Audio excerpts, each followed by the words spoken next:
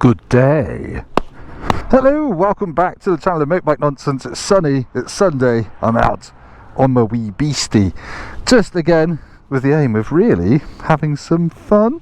In the past couple of rides I've just been pottering about, because I think I mentioned that's been really wobbly, and in my last video some of the commenters said, tighten the screw up you idiot, you don't need hairspray, you haven't got any hair, you'd look like a right weirdo buying some. So yeah, I've tightened up torque screw and it's happy days, and I am now ready to race, by which I mean proceed progressively at legal speeds down some B roads that I've never actually done before. So yeah, that's what I'm doing. I've done some chores at home, I've tidied up, I've hoovered. Now I'm just going to go for a bit of a ride, and you're going to join me if you want to, unless you want to go and watch something else, in which case fine. By the way, this pub, the Fox Inn at Rudgwick, I went there during the week and it was flipping amazing. If you like a nice burger, if you like some amazing apple gravy with a pork sandwich, I highly recommend it. That's the Fox Inn at Rudgwick.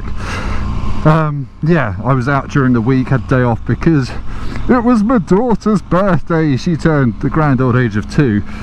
So yeah, we came out this way into this village for a roleplay session. I dressed up as a policeman and whipped myself or something, but yeah, my daughter's had a great time doing roleplay. I sat there and tried to keep my bowels in. It's not been a great week for the roady gastric system, put it that way. Turns out having kids is a surefire way to lose all your money and also lose your bowel contents randomly as well. Lots of D&V. It's all good stuff, but you came here to hear about motorbikes. But actually there is a thread there. Lots of you probably older than me, judging by what I talked about in my last video. So you've probably been through the kid thing, and today I was stupidly working out how much nursery actually costs my 2 kids, who are both kind of under 5, so they're in nursery, which in the UK means you've got to pay for it, or pay for most of it. How much do you think it costs for 2 kids in nursery for three days a week? Yeah, more than £1,000, more than £1,500, £2,000 a month for 3 days a week for 2 kids, which isn't great, to be honest. It's quite a Debbie Downer on life, but hey, the good news is that once they're both in school, got £2 a month to spunk on motorbikes. No, if you're my other half listening, I'm not going to do that. But what I might do, which is sort of the topic of this video, not that I really have topics, that's a nice house, I want to learn to fly planes. That's quite a weird thing. I guess that's proper like midlife crisis material right there, isn't it? But I've always been fascinated with the thought of flying. If you've watched any of my videos before, whenever I see planes flying overhead, I'm like, oh, I wonder where they're going, I wonder if it's somewhere fun. And I kind of want to do it myself. I've flown a few times. Look at those snowdrops and crocuses. I'm not really good at flowers, they're great, very beautiful. Sorry, this is not the manliest video, is it? Motorbikes, hey, testosterone, punch your wife. Yeah, I just fancy the idea of learning to fly. I've flown a chipmunk before, I've flown a few things on kind of trial flying lessons, and I just really want to get to the stage where I can just take off and disappear for a bit. Maybe take the family on holiday or something. I've got a friend who's a car journalist who actually built his own aeroplane in his back garden in London. And when he had to mate the wings and the engine, he had to get it craned over his terraced house and taken. Now he flies it to the south of France, and he takes it to Italy, places like that. He also did what's the word, gosh, flying boats. They're not called flying boats, seaplane lessons. He did seaplane lessons on Lake Como with James May on a holiday with him, which is, just sounds awesome, doesn't it? So anyway, I really like the idea of doing that. It looks like it's about 12 grand to do your PPL, which is less than this motorbike costs. It sounds like a lot if it's going to be driving lessons, but I figure it opens up a whole new world, and also a whole new way to spend even more money. So yeah, it's just it's an idea I've had at the back of my mind for a while, and I kind of want to do it in the next couple of years. So if any of you, I know one of you flies planes, because it's in the name of your YouTube title, Mr. Missenden Flyer, but if you would recommend it and tell me what's so great about flying your own plane. Is it something you've always wanted to do? Does the idea bore you? Let us know in the comments. Anyway, speaking of comments, last video it was a random vlog, and thank you for watching it, like this one. I really do appreciate it. We will be back to normal reviews soon. The video where I talked about motorcyclist getting old. I was very impressed by the comments there. Lots of you saying you know young bikers and you have bike meets of young bikers turning up, and that's just quite heartening. It makes me quite happy. So yeah, that was nice. And also thank you, as I said, to the people who told me how to fix my own motorbike, because I'm too much of an oaf to do it.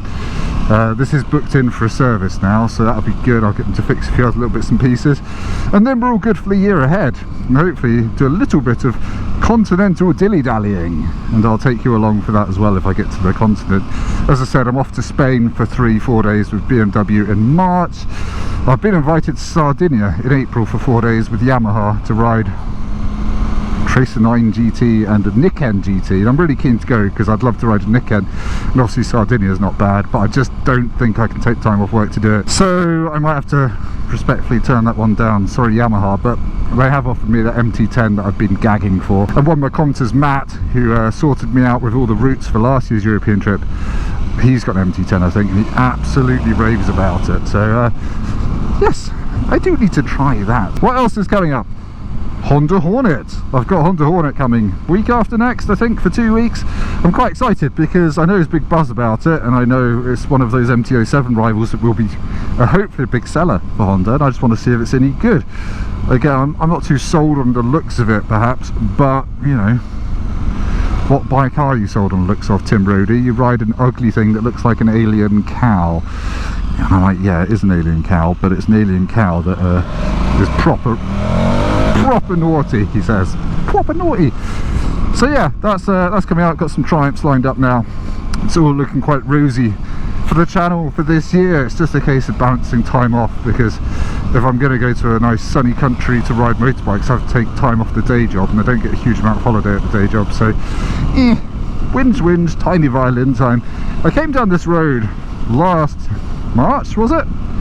On the Triumph Tiger 1200, the bike that I didn't quite love as much as I thought I would. I did think it was a good road. This is the first time I've come down here on my bike, and I'm slightly regretting putting the suspension in sport mode because it's quite bumpy.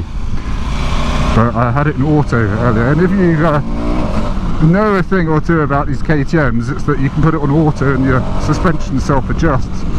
But I just found myself, I don't know, not having the mid-corner confidence that I thought I should have done, so I'm stuck in sport mode and everything seems hunky-dory. Look at this guy with his absolutely monster truck Discovery.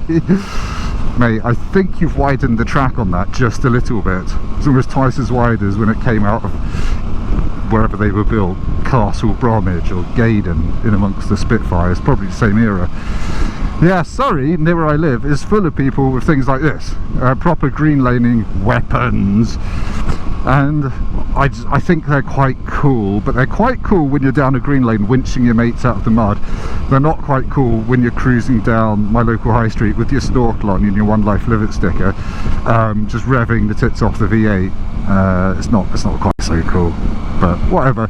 I wouldn't say no. Someone could teleport me in one to the start of a green lane, so no one else saw me and knew that I was a sex offender, then I would I'd quite enjoy that. But alack, what's it say on the back? It's got an almost certainly hilarious sticker. It's dirty because I play with it. Very funny. The height of humour, I'm sure. Right, I'm going to go this way. Not sure this is the right way, but fuck it. That is probably not the safest way to walk, but whatever. It's the Queen! Oh no, wait. Oh, I've done 2 dead Queen jokes in 2 videos. I need to stop that. Dear. The big news for the moment is that I'm out for a ride wearing my short summer gloves, teeny tiny skimpy lingerie-esque summer gloves, and Kevlar jeans without any thermals on underneath, which is great. It's I am dressed for summer, and under my jacket I've got a t-shirt, and that is it. No base layers, just my jacket with the back protector in it. And I am warm. It's currently 14 degrees. That's kind of why I wanted to come out for a bit of a strop on this. I did quite a lot of fast riding before I turned cameras on, but yeah, just wanted to get some heat in the tyres and feel the bike come alive. And now you've joined me, it's all bloody boring 30 limit. Sorry. This would be like that bit in the porno where the grandma comes and joins in. What am I on about? I don't know. My bum is too hot got the heated seat on and is currently trying to turn my hemorrhoids into minute steaks. Or was it minute steaks? Oh, I was going to look at the nice Porsche dealership down here. I forgot that's here. Oh yeah, apparently KTM is bringing out a semi-automatic transmission for the next 1290.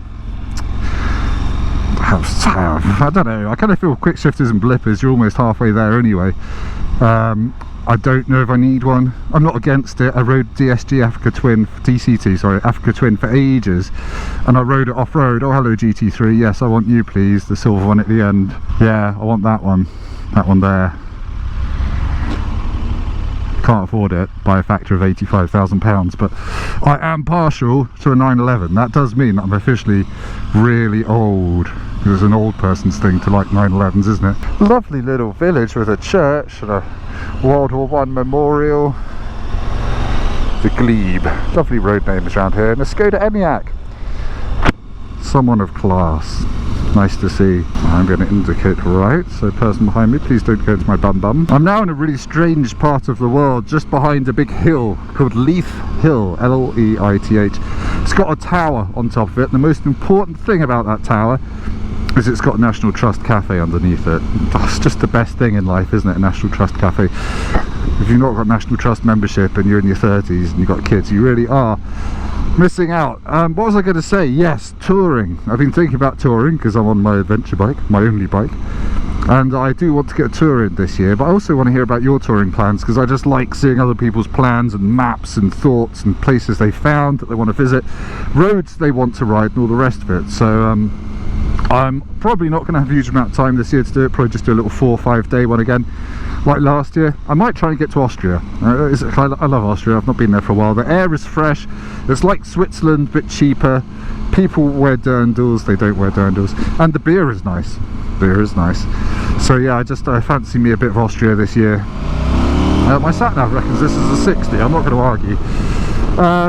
So yeah, that's my vague ambition, is to go with a mate or two, see if I can get to Austria and back, but I just don't like doing it where motorways are a big proportion of the trip.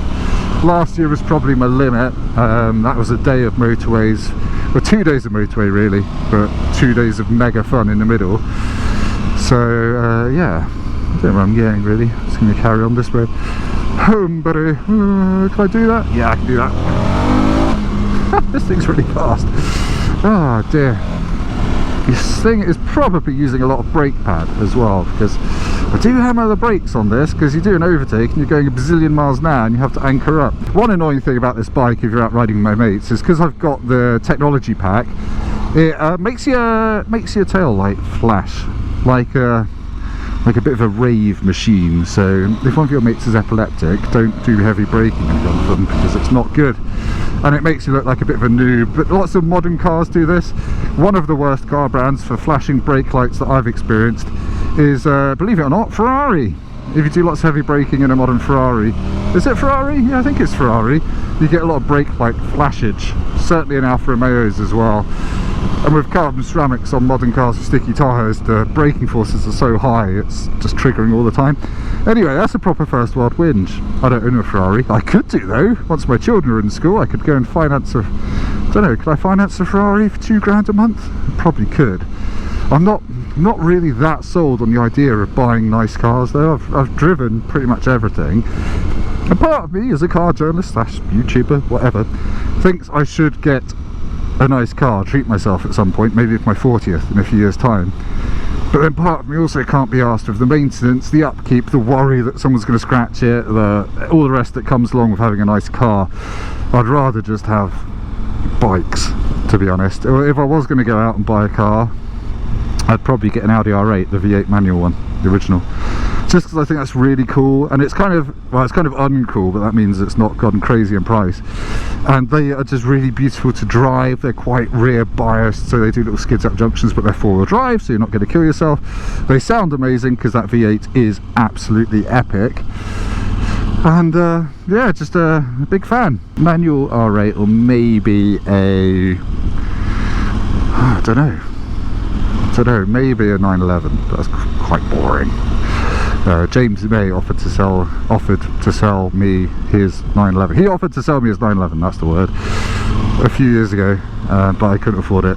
But I thought it'd be quite cool. He's got a really basic 911 Carrera S 2-wheel drive of the 997.2 generation, which means it's the first one which won't blow up all the time.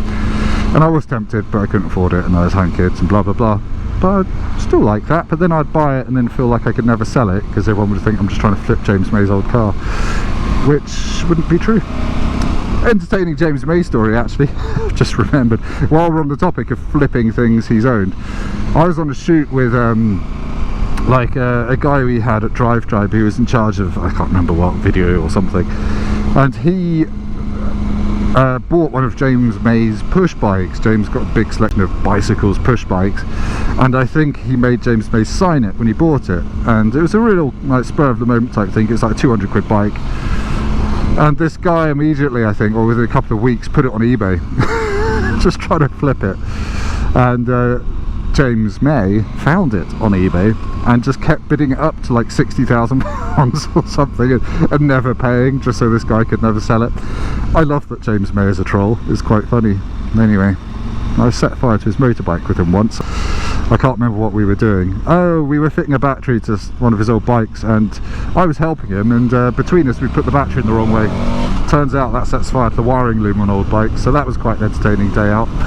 But anyway, I probably waffled on way too long. There wasn't much point for this vlog other than to say thank you for watching the previous vlog.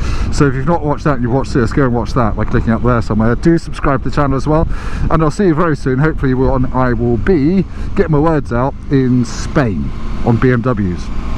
Or on a Honda Hornet. I think that might be first. I can't really remember. It's not that important. Just keep watching everything I've done, because it helps with that bloody nursery bill.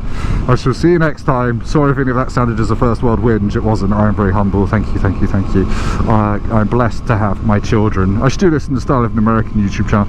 Oh my God, I woke up this morning and I just felt so blessed by God. Whatever. See you next time. Goodbye.